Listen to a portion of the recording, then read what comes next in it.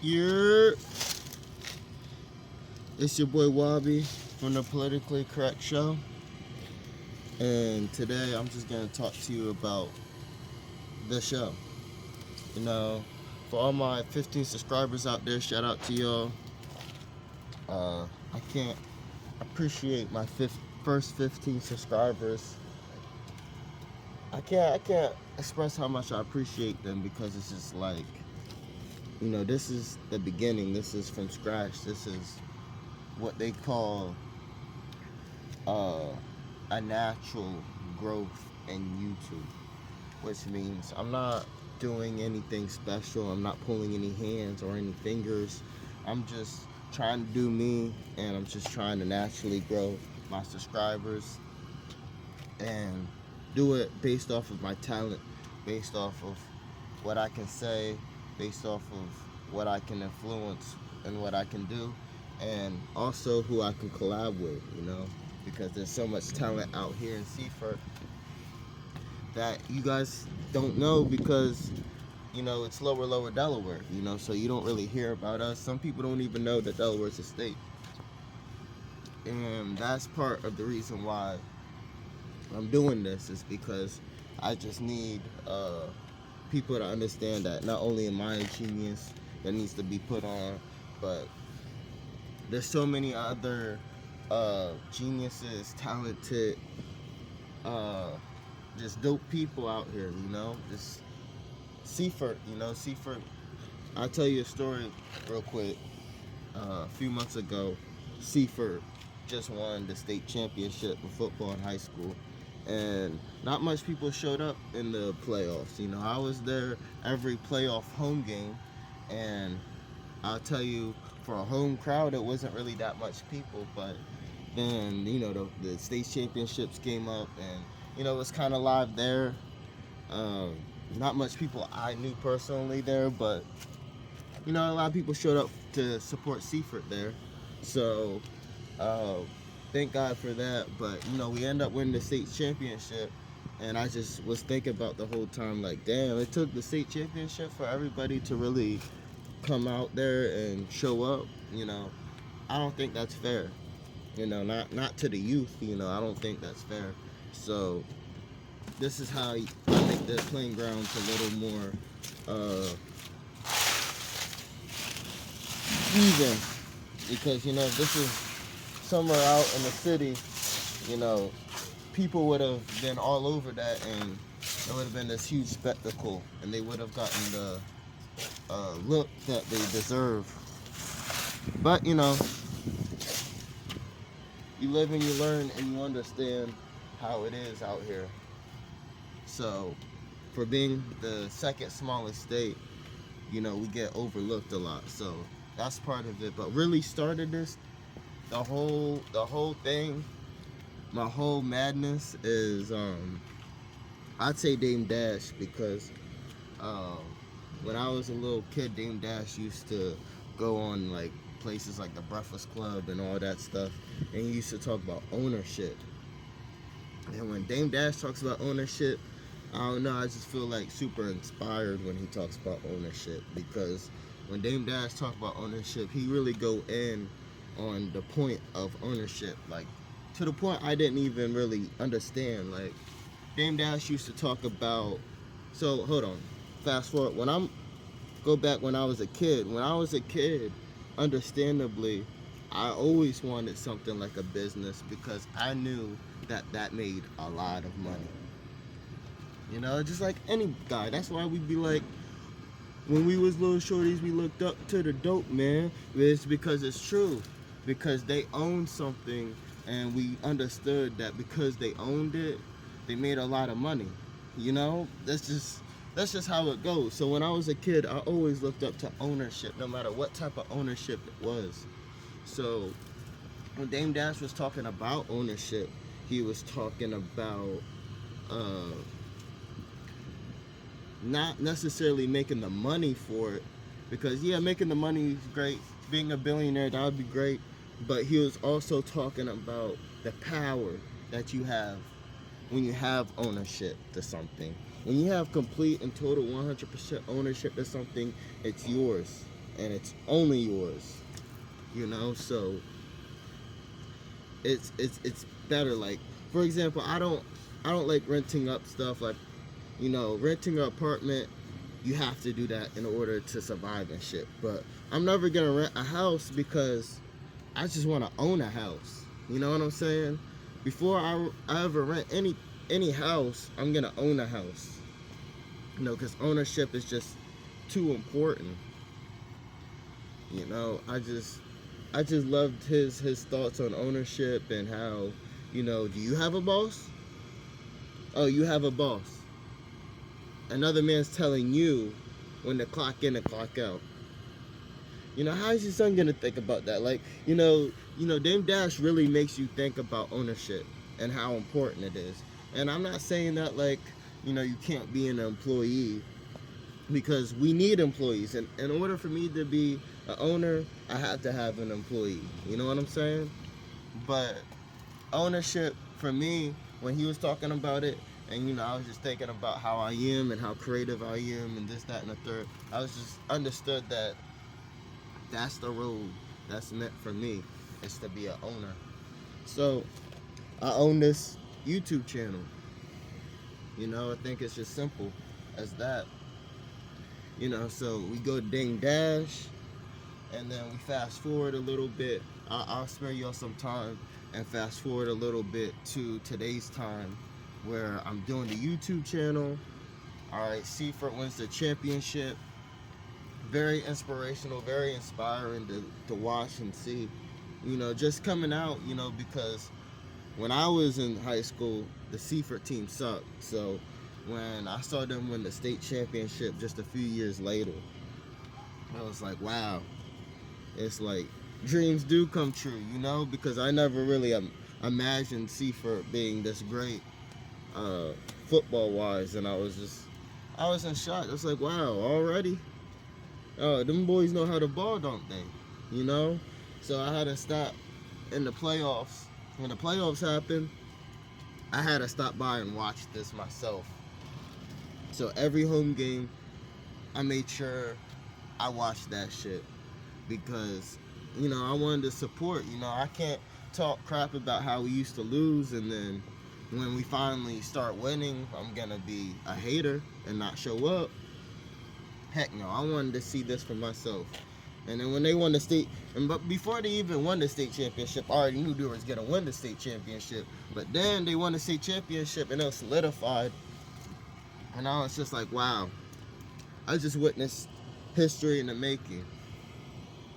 So, that inspired me a little bit more, because, this whole time I'm talking about how talented Seaford is, and then they go out of nowhere and do what they did. And, I didn't notice that they were that great until this year, because I didn't really follow the Seaford wave until, well, I'm talking about the Seaford wave as in, I'm out of high school, so I didn't really watch high school football again until I heard about how great they were playing. So I was just like, okay, all right, they're legit, So then that happened, and then people around my circle started talking about how they was gonna make content, and I was like, oh well, there go collabs right there, because a lot of some of these people, I'm not gonna do no collab with, because I don't want to be caught up in a collab where I'm just doing some dumb shit. Like, I'm not a prankster type guy. I'm just a guy who's just trying to make sure that the community is moving up the way it's supposed to be. So some people might not do no collabs with, but there's a lot of people out here that are collab ready, because we have the same thought process and the same goal in mind, which is to put Delaware on the map. Not even, and I'm not talking about YouTubers, I'm just talking about people in general. We got rappers out here, we got artists out here, like real painting artists out here, we got actors out here, we got a lot of people out here, doing a lot of things. We got a lot of businesses out here, a lot of local businesses, construction, fucking stores and all that, you know. So we just gotta make sure that we hyping up the bodegas, you know, make sure that everybody is good, because at the end of the day, all we got is our word, and people aren't gonna be sitting here talking about Delaware or Seaford or anything like that. We gotta put Seaford and Delaware in their heads, and that's what I'm here to do. You know, so we got that going, and then, you know, the ASAP Rocky album came out on like my second video, and he was talking about, because, you know, one thing I hate, because me trying to make music is hard, because I want it to be the best sounding and have the best mix to it, and you know, that's super expensive, and I'm always broke, and this, that, and the third. So, you know, music's been hard for me to like try to do, because I'm such a perfectionist. I'm a very charismatic guy. Like, it's crazy, because I don't really care about nobody's opinion of me, honestly. So that's why I can sit out here and say what I want to say, and do what I want to do, and be who I want to be, and talk about what I want to talk about, because I don't care about nobody's opinion.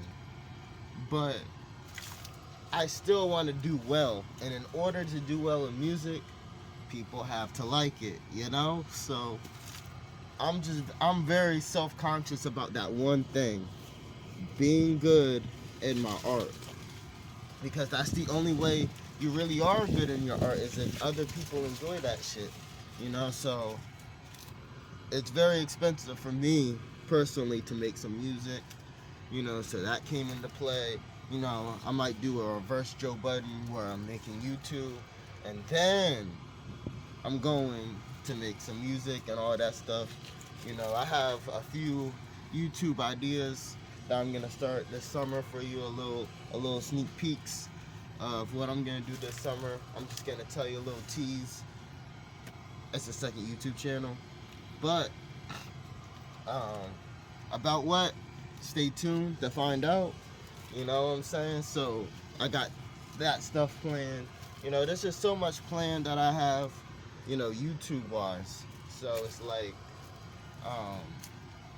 that was the icing on the cake, is when I was able to have like a billion ideas, because that's the goal of everything, is to not stay stagnant, but to keep growing in your craft.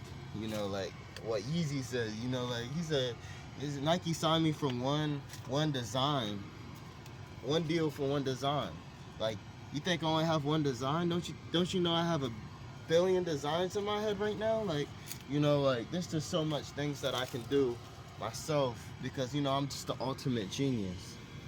So I have that going, and you know, it's just inspiration after inspiration after inspiration. You know, there's just so much out here, you know, locally, you know, outside of here, that inspires me to keep creating. And until I'm out of hits, I'm gonna still be talking my shit. So we out here, you know. It's Wabi. That's about it for my YouTube show, for all that, because, you know, I can go on and on and on about why I made this YouTube channel and why it's made for me to do so. But, you know, that's a lot of the basis right there. I don't know. You might learn and find out more as we go on and on and on. But, you know, as far as all those main key points with the Dame Dash and the other channels and all the local talent, plus my talent and my geniusness, and then you have the ASAP Rocky thing with the I don't uh, record clear garbage. I record staticky good shit. Like, that's just the attitude that this channel has right now. So, it's just inspirational when he said that. Through all of that stuff, that's like the main key points of this YouTube channel and how it got into fruition. Politically correct is exactly what it's not. We are not politically correct in this channel. I am doing and saying exactly how I feel. You know what I'm saying? So, if it's politically correct, then maybe the public is correct. But if it's not, then it's not. And I'm not going to apologize for it. Speaking of that, everybody around here, attention. Stop blaming Donald Trump for everything. Because at the end of the day, Donald Trump is just doing what all politicians do. Now, don't get me wrong. I'm not a Donald Trump fan or nothing. I didn't vote for Donald Trump. I voted for Ye. But I'm not a Donald Trump fan. But it's just kind of weird that everybody wants to blame one person for how the government is, when, for one, everything that he does has to go through like fucking 12 people, right? And then not only that, but things that he didn't do, people blame him for doing, which I just find that weird. So I'm just saying, that's the start of the politically correct shit that I'm talking about, because I just feel like the presidency, no matter who does it, it just sucks, because it's like everybody blames you for everything. That's why I would never understand a kid when they say they want to be president. But anyways, Super Bowl, Patriots, Seahawks. We are going with the Patriots. Drake May's gonna be throwing about 300 to 350 yards, 2 touchdowns, maybe 3, no picks, 0 picks. Drake May, he's a second place MVP, so I just think he's gonna have a great game. I think his running backs are gonna have at least like 50 apiece, maybe. They're gonna have an alright game. We're gonna have Sam Darnold throw maybe a pick or 2. He might throw a touchdown, he might throw 200 yards, but he's definitely gonna throw a pick or 2. I think the key people, you see, Stephen A. Smith says the key person in today's game is Jackson Smith, but I think the key people today is not the Seahawks defense, my bad, the Patriots defense, because what they do with Kenneth Walker Smith. Shout out to Kenneth Walker Smith. We shared the same day of birth. What they do with him and what they do with Sam Darnold, that's going to dictate what's going to happen in the Super Bowl. You know what I'm saying? I think it's going to be 21-17. If it comes out to a shootout, I don't think Sam Darnold's going to be able to even catch up. In order for the Seahawks to win, I think the Seahawks defense are gonna have to put the Patriots in 17 points. If the Patriots go over 17 points, I think the Seahawks lose. So with that in mind, God bless you, God bless America, and God bless the first state. It's Wabi. I'm out.